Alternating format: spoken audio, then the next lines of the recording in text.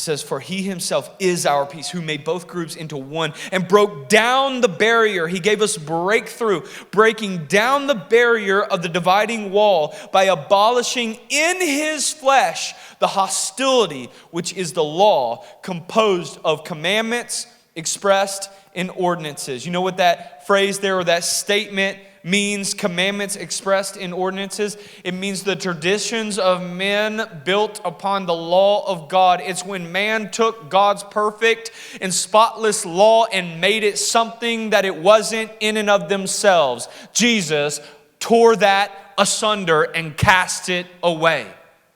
That's why the law had to be fulfilled through Christ on the cross. That's why Jesus had to come. Not that God's law was marred or not complete, or that God's law was inadequate. It was because God's law had been made something that it was never intended to be made. Transformed and manipulated into being something that were the statutes of man. The Bible goes on to say, so that in himself he might make the two one person, Jew and Greek, Jew and Gentile, one person, no distinction. These are, barrier-breaking words in this day.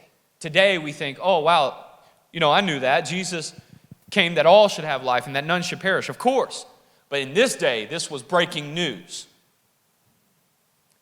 In this way, establishing peace, not only between humanity and the holiness of God, the sin of man and the holiness of God, but peace amongst all of God's creation.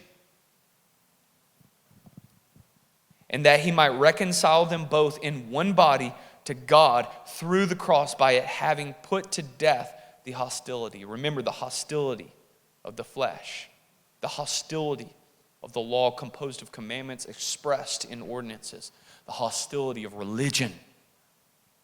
What is religion? The habit of doing things repetitively for the sake of self-imposed holiness. That's the barrier that Christ came to break down. Religion is the act of doing things repetitively for the sake of self-imposed holiness. Jesus came to break that, to break those barriers. For God so loved the world.